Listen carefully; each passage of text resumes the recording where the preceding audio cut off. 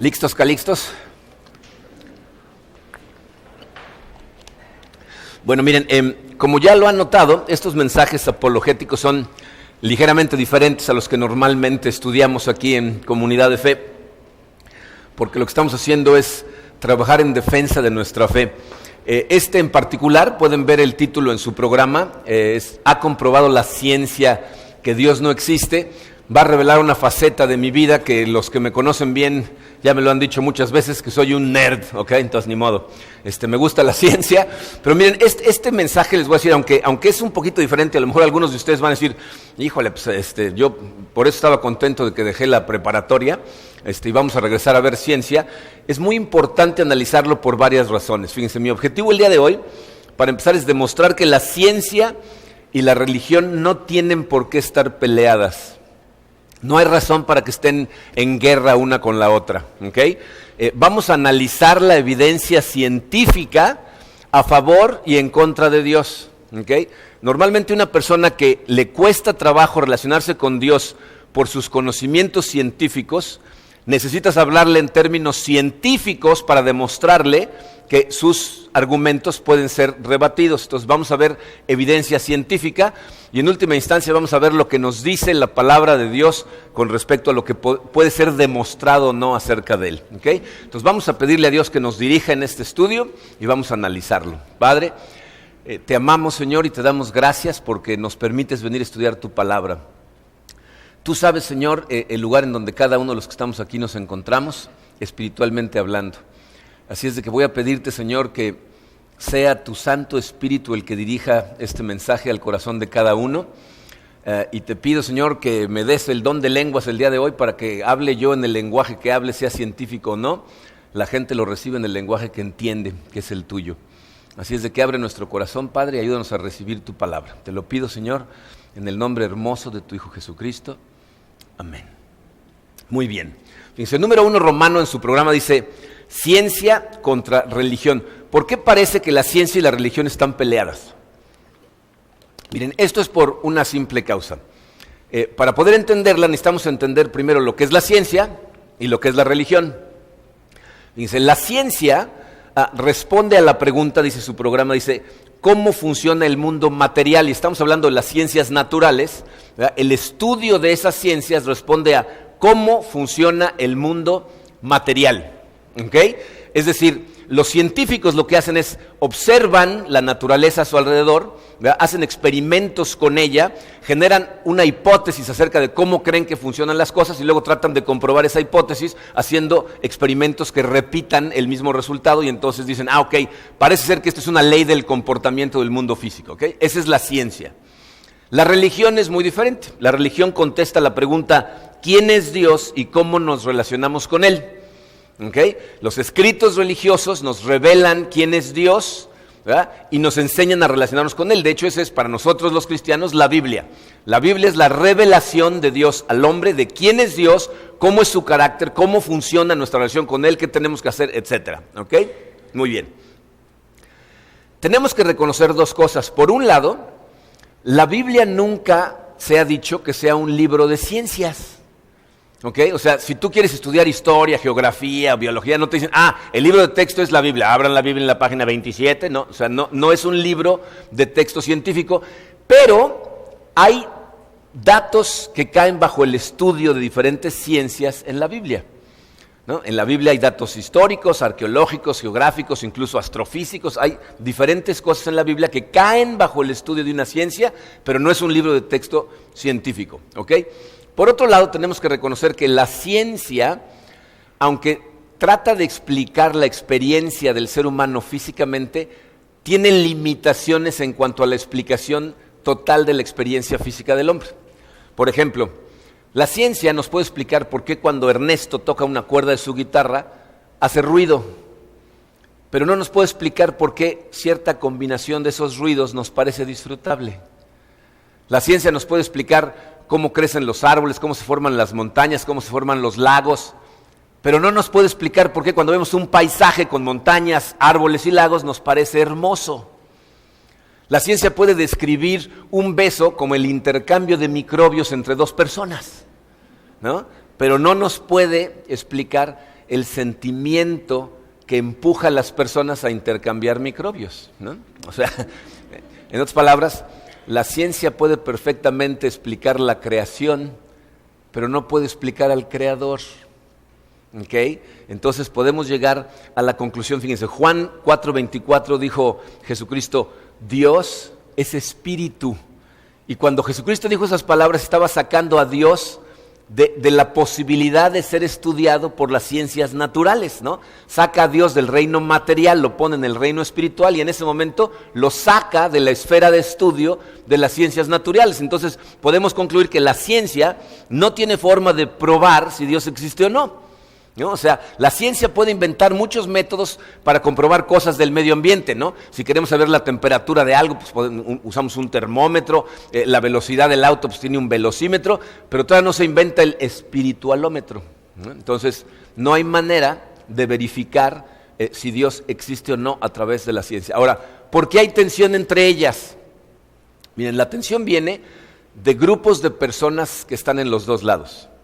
Hay gente religiosa, y aquí me voy a referir a los cristianos porque nosotros somos cristianos, ha habido y hay cristianos que tratan de conformar a la ciencia a su interpretación de la Biblia.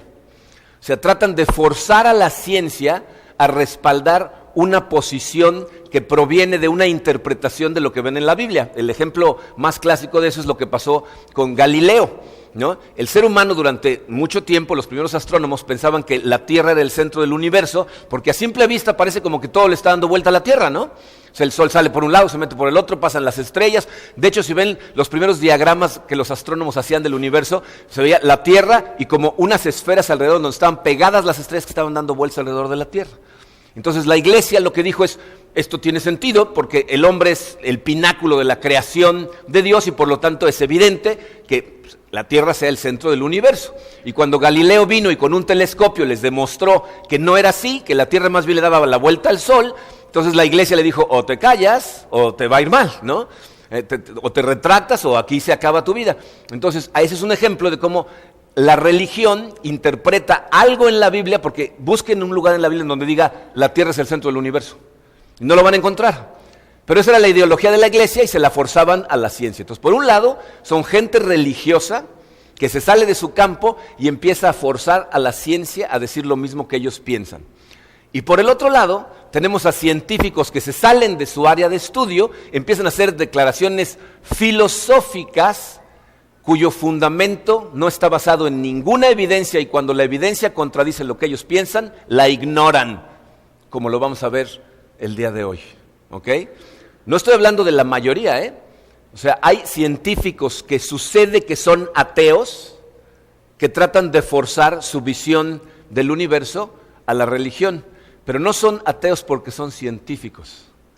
Son científicos que sucede que son ateos. Ser científico no necesariamente significa que tienes que ser un ateo, ¿ok? Pero vamos entonces a analizar la evidencia científica, ¿no? Porque esa tensión no debería existir si cada quien se quedara en su lado. Pero bueno, la evidencia científica a favor o en contra de la existencia de Dios. Miren, aquí nos vamos a meter a un poquito de ciencia. Vamos a analizar las tres fuentes principales de tensión, que son el origen del universo, el origen de la vida y el origen del hombre. ¿Ok? El número 1 en su programa, después del 2 romano, dice el origen del universo.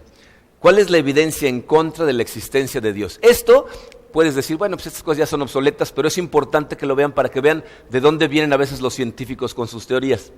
Durante siglos, el argumento de la gente atea que quería eliminar la existencia de Dios decía esto: el universo es infinito y eterno. Durante mucho tiempo se enseñó que el universo no tenía fin, o sea, era una cosa infinita, ¿verdad? Era eterno, siempre había existido y aparte pensaban que era estático. O sea, que aunque había movimiento local de estrellas, de planetas en sistemas solares como el nuestro, esas cosas eran un movimiento local, no había un movimiento de galaxias, ¿no? Eso es lo que se creía.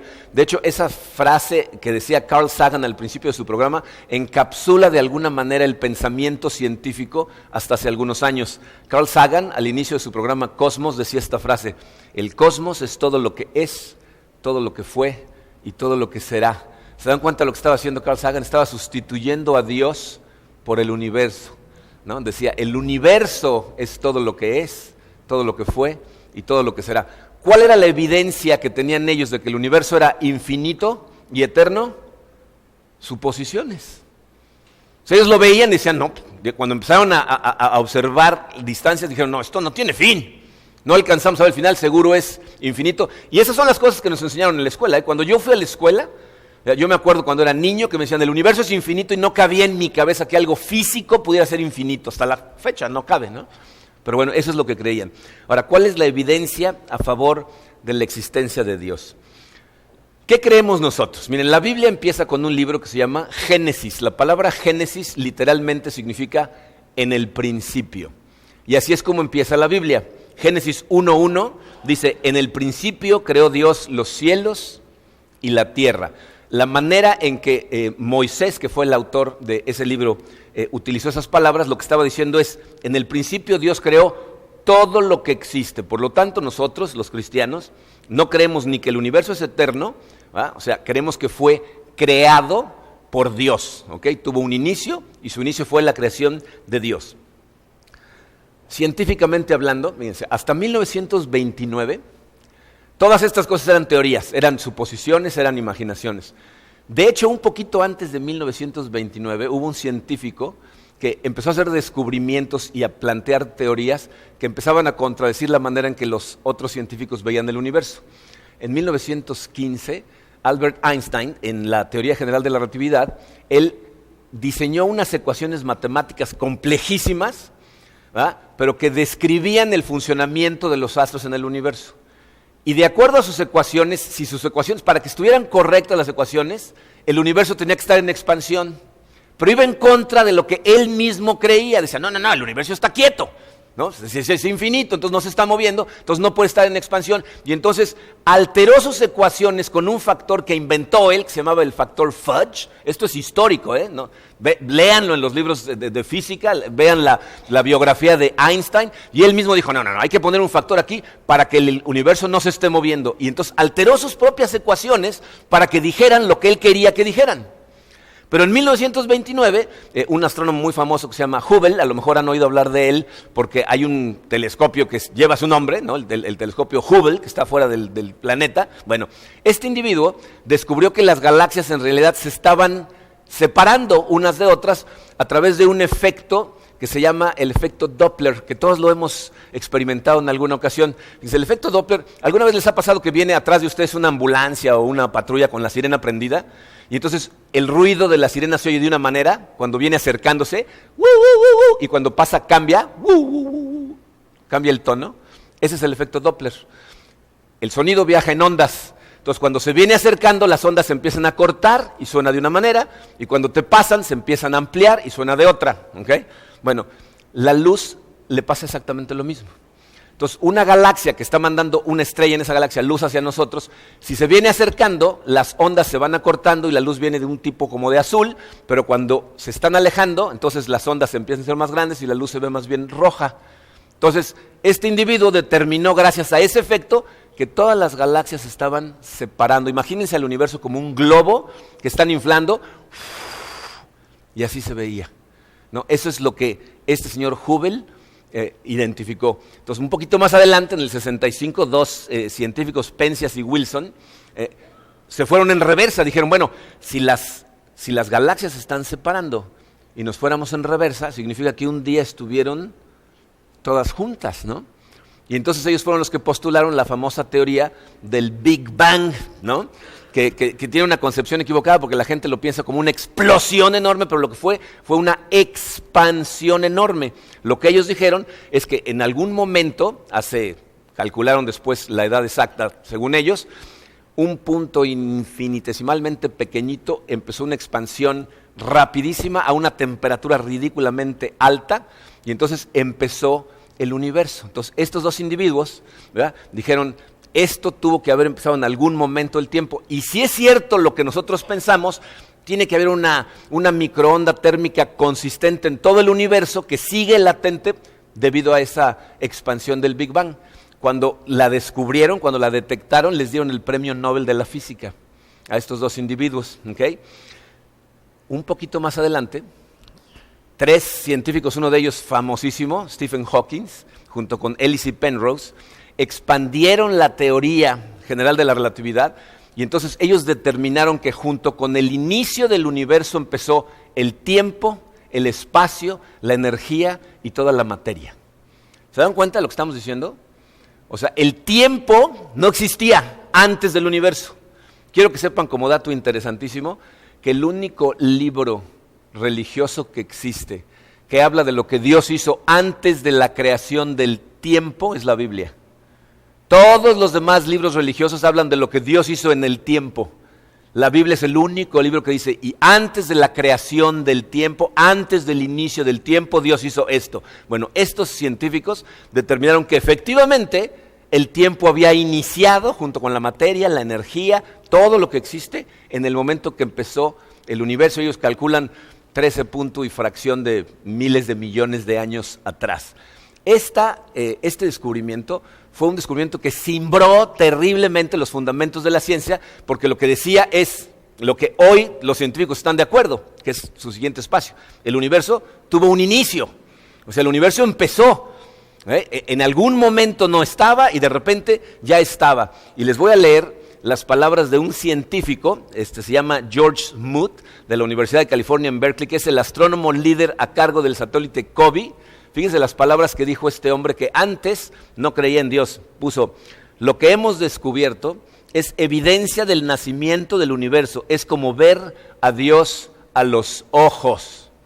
Ese es un científico que ve la evidencia y dijo, esto tuvo que haber sido creado. Entonces, todos los científicos, bueno, existe un grupito por ahí, pero luego les platico de ellos, están convencidos de que el universo tuvo un inicio, pero no nada más están convencidos de que tuvo un inicio, sino que aceptan que ese inicio fue algo que no tiene una explicación natural.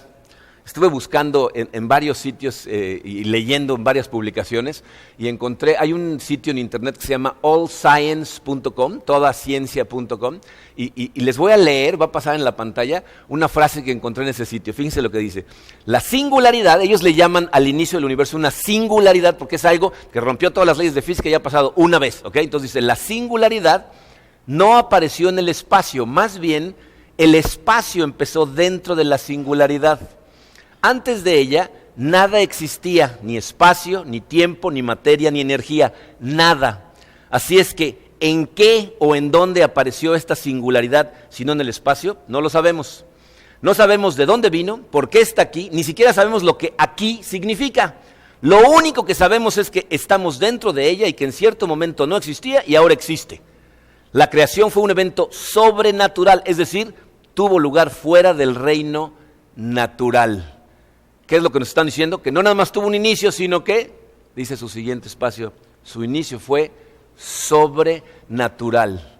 Lo único que sabemos es que antes no estaba, ahora está, no sabemos qué había antes, pero algo fuera de este reino natural, que tiene que evidentemente estar fuera del tiempo y del espacio y ser infinitamente inteligente y poderoso, causó el inicio del universo. Ellos dicen, yo no sé, la Biblia dice que Dios dijo estas palabras en Isaías 45:12, yo hice la tierra y sobre ella formé a la humanidad, mis propias manos extendieron los cielos y di órdenes a sus constelaciones. Esta es otra cosa que es muy interesante de la Biblia. La Biblia también es el único libro religioso que habla de Dios, que al crear el universo extendió los cielos, que es lo que los científicos nos dicen que está pasando. ¿Okay? Entonces, el origen del universo, científicamente hablando, no tiene una explicación natural, sino sobrenatural. Nosotros cariñosamente a esa causa le llamamos Dios. Okay. 2, el origen de la vida. ¿Cuál es la evidencia en contra de la existencia de Dios? Miren, en 1837, Charles Darwin postuló la posibilidad de la generación espontánea de la vida. ¿Okay? En uno de sus diarios, en 1837, escribió estas palabras, dice, la íntima relación entre el fenómeno vida con la química y sus leyes hace a la idea de generación espontánea concebible. ¿ok? Charles Darwin, en una época en la que no tenía manera de hacer experimentos lo suficientemente claros, profundos, con toda la evidencia posible para saber si era cierto o no, él dijo, pues parece que es posible, ¿ok?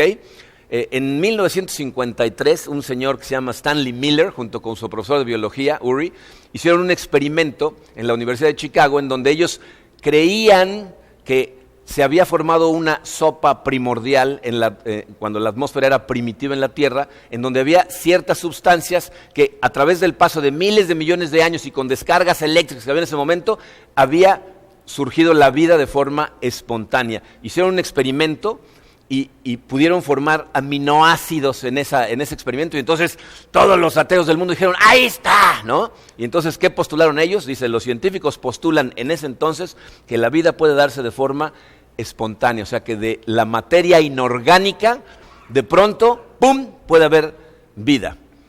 ¿Cuál es la evidencia a favor de la existencia de Dios? Fíjense, lo único que era importante para que ese experimento fuera validado es que los elementos que ellos pensaban que estaban en la atmósfera original, ¿no?, primitiva, fueran los que ellos utilizaron, ¿ok?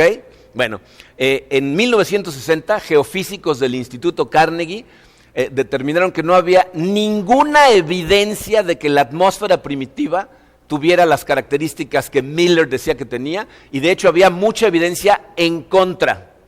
Para 1995, en la revista Ciencias, dijeron que la atmósfera temprana no se parecía a lo que Miller decía que era en nada. De hecho, si repetían el experimento con lo que habían descubierto que había en la atmósfera primitiva, lo único que surgía era cianuro. Si se ponen a estudiar ahorita el concepto de la vida espontánea en la atmósfera primitiva de la Tierra, se van a dar cuenta que los científicos están en una encrucijada muy rara. No tienen manera de triunfar con su teoría, les voy a decir por qué. Y esto viene en reportes científicos. Si las formas, o sea, los bloques necesarios para que se diera la vida empezaban a surgir de forma espontánea en una atmósfera que tuviera oxígeno, el oxígeno los iba a oxidar y los iba a matar. Entonces plantean sus teorías diciendo, bueno, a lo mejor una atmósfera que todavía no tenía oxígeno. Pero si no había oxígeno en la capa de ozono, no habría manera de que la capa de ozono retuviera los rayos ultravioleta, que causarían radioactividad y matarían cualquier tipo de vida en la atmósfera primitiva. Entonces, si había oxígeno, no podían vivir. Y si no había oxígeno, tampoco. En otras palabras, en la atmósfera primitiva era imposible que se hubiera generado la vida de la manera que ellos dijeron. Imposible. Pero vamos a imaginarnos que por alguna casualidad que hoy no sabemos y a lo mejor algún día, porque eso es lo que ellos esperan. Fíjense, la fe para un científico no se llama fe, se llama teoría. Dicen, tenemos la teoría de qué es esto, y ahorita no hay manera de comprobarlo, pero tenemos la teoría de que un día se va a comprobar. Eso se llama fe, ¿no? O sea, tenemos la fe que un día va a haber pruebas suficientes para comprobar esto. Imagínense que a lo mejor algún día nos van a demostrar que sí había las características necesarias y que sí se podía generar la vida. Hay una cosa que la gente no entiende cuando se trata de la formación espontánea de vida. Fíjense, cuando estamos hablando de la formación espontánea de vida, fíjense, si hablamos, por ejemplo, del ADN en una célula, ¿verdad?, estamos hablando de un código genético que es como un plano del organismo que va a formar esa célula, que tiene, en el caso de una célula pequeñita, un organismo unicelular, estamos hablando de millones de caracteres, ¿ok? Voy a tratar de ejemplificar lo complejo que sería que eso sucediera por suerte. Imagínense que tuviéramos en una cubeta cuadritos de madera con cada cuadro una letra del alfabeto. Son 26 letras, ¿no? Entonces, un cuadrito con la A, un cuadrito con la B, un cuadrito con la C, todos los echamos en una cubeta, y un cuadrito en blanco por si necesitamos espacios, ¿ok? Entonces son 27 cuadritos en una cubeta. Si yo quisiera meter la mano y sacar un cuadrito, si dijera, voy a tratar de sacar la M, ¿no?, de Marco. Entonces meto la mano, saco un cuadro, las probabilidades de que yo saque la M son 1 en 27, porque hay 27 cuadritos ahí adentro, ¿están de acuerdo? Entonces, 1 en 27. Si tú quisieras sacar la primera letra de tu nombre, tendrías 1 en 27 de que saliera a la primera. Bueno, ahora, si yo tratara de sacar después de la M la A, que sigue en Marco, entonces sería 1 a la 27 de la M por 1 a la 27 de la A. y por cada letra que siga, que tiene que salir en perfecto orden, sigue siendo 1 a la 27, porque yo tengo que regresar cada letra, ¿no? Si voy a formar todo un alfabeto, pues la M, y la tengo que devolver. Las mezclo, y luego la A, 1 a la 27, ¿no? La R, 1 a la 27, y así. Si tratáramos de formar la frase, la teoría de la evolución, creo que hay un slide por ahí que les quiero mostrar. Dice, si tratáramos de formar la frase, la teoría de la evolución, son 25 letras más 4 espacios, o sea, en total 29 letras. Las probabilidades de que yo sacara esa frase en perfecto orden, 29 cuadritos, son 1 en 27 elevado a la 29. Ese número es un número que no nos cabe en la cabeza. Significa que tendríamos la posibilidad de sacar una vez en 800 cuadrillones de cuadrillones, no billones, no trillones, cuadrillones. Una vez en 800 cuadrillones de cuadrillones saldría la frase, la teoría de la evolución, en el orden perfecto, una vez. ¿Pero les cabe ese número en la cabeza?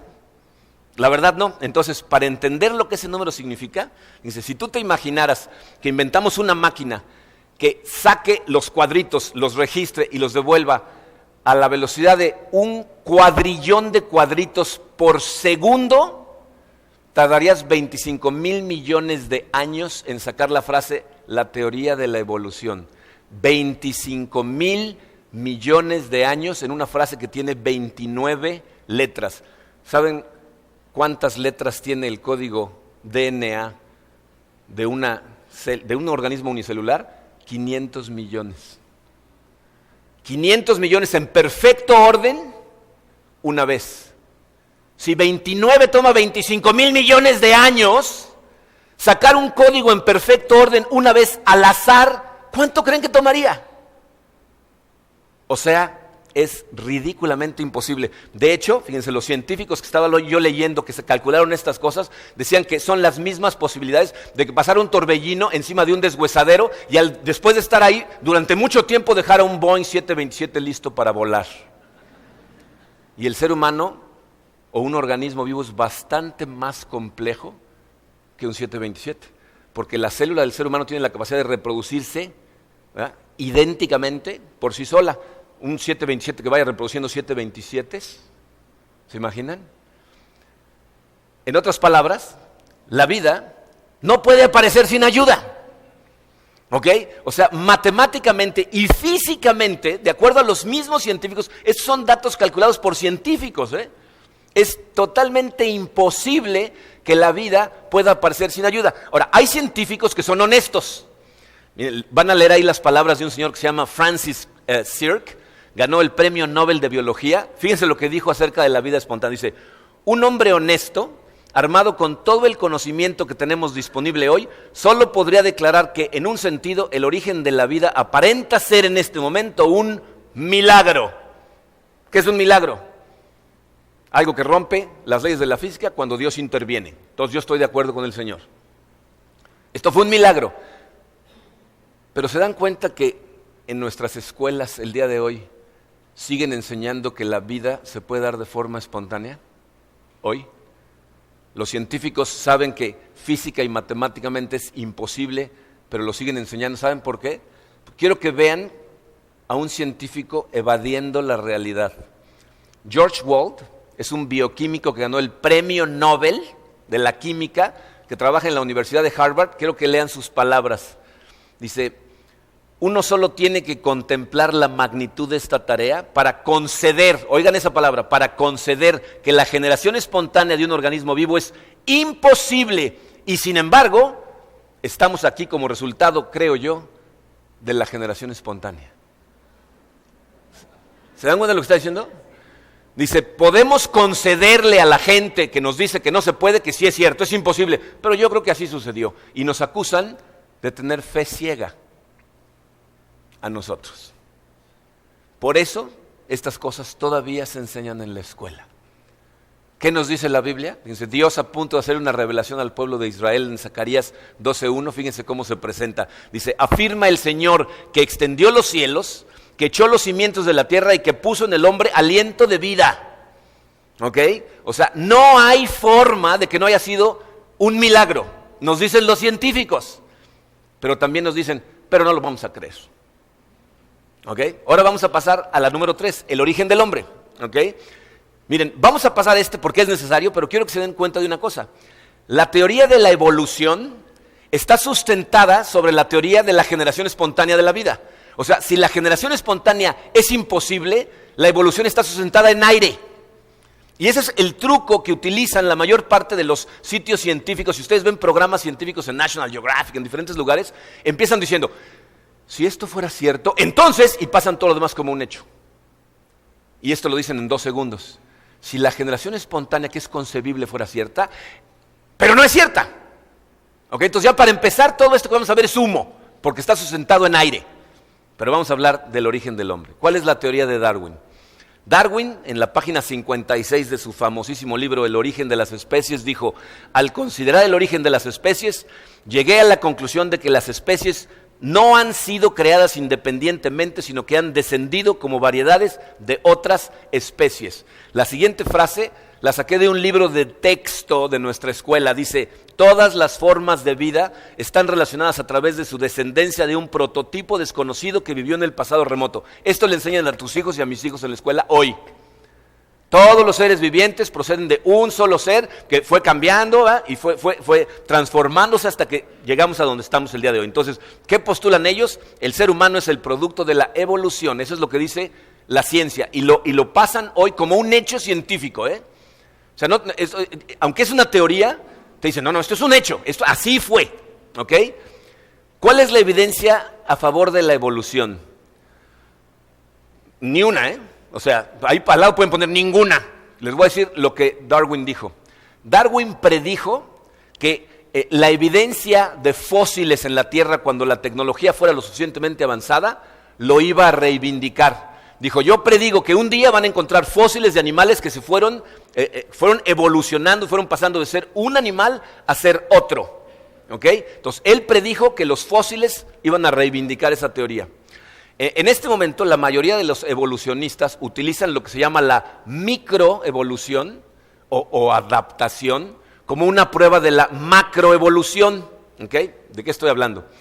El ejemplo más clásico de esto es una polilla que vive en Inglaterra. Fíjense, en Inglaterra hay una polilla que era blanca.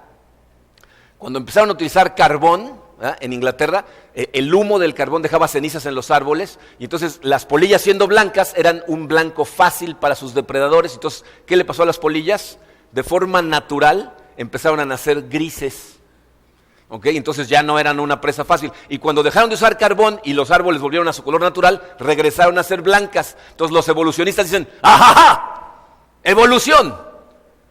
Eso se llama adaptación. Cuando un animal cambia ciertas cosas para seguir sobreviviendo. Evolución significa que una palomilla se convierte en rata, ¿ok? O sea, que pase de ser un animal a ser otro diferente, que haya una transformación en sus genes que lo hagan desarrollarse de una manera diferente como animal. Pero no tienen ninguna evidencia en lo absoluto de que eso haya sucedido. ¿Cuáles son las pruebas a favor de un diseño inteligente? Fíjense, ellos con lo que cuentan, o sea, lo que sugiere la teoría de la evolución, todos los seres actuales se derivan de un solo ancestro. La mutación orgánica sucedió en un periodo muy largo de tiempo y el ADN que se dio de forma espontánea fue mejorando al azar. ¿Ok? Eso es lo que sugieren.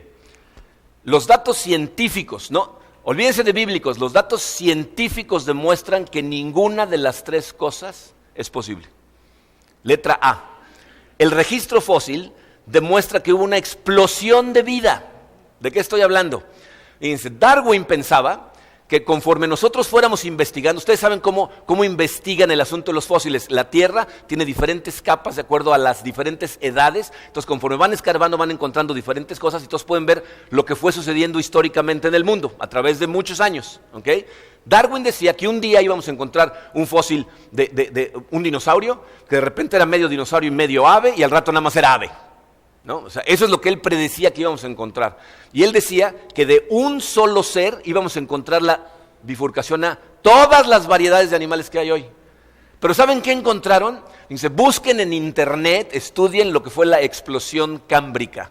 Es algo que los científicos no tienen ninguna explicación. Cuando van revisando las diferentes capas, encuentran ciertas cosas y de repente llegan al periodo cámbrico en donde hay una explosión de vida. En un periodo corto de tiempo, de repente aparecen en la Tierra miles de variedades de vida que antes no tenían fósiles. ¡Pum! Aparecieron. ¿Cómo? ¿Quién sabe? Pero la evolución existe, dicen ellos, de todas maneras, ¿no? Y esto sigue en nuestros libros de texto, ¿eh? Pero la explosión cámbrica es un hecho. Y de hecho, fíjense, es una botana esto de los fósiles, porque como están tan desesperados en tratar de probar que hay fósiles que lo van a demostrar, ¿saben qué hicieron los chinos, que no tienen un pelo de tontos? Encontraron una fábrica en China que se dedican a buscar fósiles y a falsificarlos. National Geographic publicó en la portada de su revista una vez un fósil que era mitad ave, mitad dinosaurio, y después se dieron cuenta que era un fósil creado por los chinos. Porque como la gente los compra por mucho dinero, los chinos dijeron, pues vamos a venderles fósiles, ¿no? Y se pusieron a hacer fósiles. ¿Okay? Letra B. La cantidad de tiempo para el desarrollo de la vida fue muy corto. Miren, cuando los científicos pensaban que el universo era eterno, decían, bueno, pues pudo haberse generado vida espontáneamente en cientos de miles de millones de años y luego una evolución que tardó miles y miles de millones de años. Pero de acuerdo a sus mismos cálculos, la Tierra no llega ni a 5,000 millones de años. Y el estimado más, así, el más conservador para que se haya producido la vida y luego se haya evolucionado a lo que somos, son más o menos 100,000 millones de años. La Tierra no llega a 5,000. Entonces, el tiempo que necesitaba haber pasado para que esto fuera siquiera probable es demasiado corto. Y por último, y esta es la que yo de verdad no entiendo cómo la gente no la analiza un poquito más, la evolución al azar produce organismos decadentes. O sea, si ustedes se ponen a analizar lo que significa la evolución, o sea, la gente lo que piensa, o sea, más bien como que no analiza que estamos hablando a nivel genético. O sea, lo que los evolucionistas dicen es que una célula, a la hora que se duplicó, transmitió el DNA de forma equivocada, al azar, cambiaron ciertos datos de sus genes y esta célula ya era una célula un poco diferente. Y a través de miles de millones de años, diferente, hasta que un animal que era unicelular se convirtió en multicelular, al rato pez, al rato salió a la tierra, al rato andaba caminando, al rato era un chango y al rato somos nosotros. Fíjense lo que están diciendo, el código genético fue cambiando al azar y fue mejorando al organismo. Traten de imaginarse ustedes que tienen un libro de 500 millones de letras. ¿Okay? Que es el código genético de un organismo unicelular. Y cada segundo durante los siguientes 10,000 años van a cambiar 2 letras al azar. Cambiar dos letras, añadir una letra en donde sea, ¿no? Pum, pum, al azar. Ellos dicen, después de mucho tiempo va a ser un libro de 3,000 millones de letras y va a ser un mejor libro que el primero. ¿Se imaginan? ¿Saben que eso contradice un principio que los científicos han estipulado que se llama el principio de la entropía? La entropía dice, dejado a sí mismo, cualquier sistema físico tiende a la decadencia, ya que su materia se vuelve cada vez más desorganizada. O sea, cuando tú dejas las cosas por sí mismas, en lugar de ir mejorando, van empeorando. Cada vez que han tratado de hacer esas cosas al azar, los organismos cada vez son más decadentes hasta que ya no pueden sostener la vida. Es algo que tú puedes experimentar, por ejemplo, en tu escritorio, ¿no? O sea, si tú no haces un esfuerzo inteligente por mantenerlo ordenado, ¿qué le va pasando? Al rato es un desorden. O sea, tiene que haber una inteligencia atrás del orden de las cosas. Pero estos individuos dicen que al azar se fueron cambiando genes y fuimos mejorando. Francis Collins es un científico de altísimo nivel que fue la persona que lideró la decodificación del genoma humano.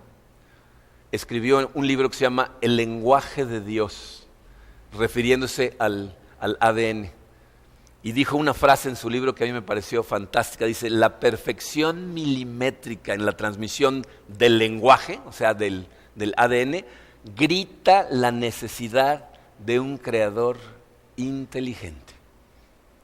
Los científicos honestos están de acuerdo en lo que dice su último espacio. El ser humano tuvo que ser creado por un ser infinitamente inteligente. No hay evidencia científica que respalde nada de las cosas que están diciendo ellos. Y sin embargo, ahí están en nuestros libros. El ser humano es una creación extraordinaria, con una perfección que es difícil de explicar. Creer que simplemente apareció, honestamente, requiere bastante más fe en la suerte que la que nosotros tenemos en Dios. La Biblia dice en Hebreos 3:4, toda casa tiene que estar hecha por alguien, pero Dios es el que hizo todo lo que existe. Miren, esto que les acabo de dar aquí es, créanme, una porción pequeñita de la evidencia que hay en favor de la existencia de Dios. Podríamos pasar haciendo esto muchos sermones, pero no quiero perder a toda la iglesia y por eso nada más vamos a hacer este. Pero a la pregunta, ¿puede o ha podido la ciencia probar que Dios no existe? Lo contrario, Mientras más avanza la ciencia, más claro está de dónde venimos, aunque haya gente que se rehúse a creerlo. Les voy a decir cuál es el peligro de eso. El peligro de eso es que la gente vive con una visión del mundo que surge de sus creencias. Es decir, si tú empiezas a oír teorías científicas que rechazan la existencia de Dios y sin analizarlo las empiezas a seguir, eso va a empujarte a un estilo de vida que te va a alejar cada vez más de Dios, con resultados que pueden ser desastrosos. Pero en última instancia, la Biblia nos dice que sí hay una manera de saber si Dios existe o no existe. Dice, 2 versículos les puse ahí. Salmos 34:8 dice, prueben y vean que el Señor es bueno, dichosos los que en Él se refugian. Juan 7:17, Jesucristo dijo, si alguien está dispuesto a hacer la voluntad de Dios, podrá reconocer si mi enseñanza viene de Dios o si hablo por mi propia cuenta. ¿Qué nos está diciendo Jesucristo? ¿Quieres saber si esto es cierto? Hay 2 opciones. Una, observa los resultados que obtiene la gente que vive como si Dios no existiera, creyendo que no hay un Dios, que no hay consecuencias eternas, que no hay ninguna cosa de qué preocuparse en el más allá. Fíjate en los resultados de su vida y fíjate en los resultados de la vida de la gente que vive de acuerdo a lo que Dios dice. Dice, o la mejor prueba, vívelo tú, síguelo tú, obedécelo tú, entrégale tu vida y vive, y tú mismo te vas a dar cuenta en 2 patadas si todo esto es cierto o si es un engaño. Porque a ti mismo no te puedes engañar y por eso los testimonios más poderosos que le podemos dar a la mente científica más cuadrada del universo es tu vida, es tu manera de vivir la vida, más que aprenderte de memoria todos estos datos. Y todos dijeron, ¿no? Pero esa es la realidad. Tenemos un Dios hermoso que nos ama con todo el corazón, que abrió una puerta directa a Él a través de su Hijo Jesucristo, y todo lo que tienes que hacer es entrar por esa puerta para verificar en carne propia si Dios existe o no. Vamos a orar. Padre, yo espero, Señor, que tu Santo Espíritu haya tocado el corazón de mucha gente esta mañana. Si bien a lo mejor los datos científicos no hicieron el trabajo, que tu presencia y tu amor lo hagan, Padre. Tú sabes, Señor, quiénes en esta sala necesitan escuchar estas cosas, porque su corazón está en batalla, y cuántos de los que estamos aquí necesitamos saberlas, porque vamos a convivir con gente que está en batalla y necesitamos poder tener la suficiente luz para guiarlos, por lo menos para que ellos mismos hagan sus descubrimientos. Pero en última instancia, Padre, sabemos perfectamente que no importa la cantidad de datos intelectualmente claros que podamos transmitir, la salvación viene de ti, y el único que puede hacer este trabajo en nuestros corazones es tu Santo Espíritu. Así es de que esa es mi oración, Padre, que tu Espíritu en este momento se haga presente en nuestros corazones, que nos haga sentirte, que nos haga verte, que nos haga comprenderte, que nos empuje a la búsqueda de ti, Padre, para que podamos comprobar a ciencia cierta la dulzura de tu amor. Gracias, Padre, gracias por tu palabra, gracias por tus promesas y gracias por esta iglesia que tú has formado para guiarnos y confortarnos en el camino que llevamos. En el nombre bendito de tu Hijo Jesucristo. Amén. Muy bien.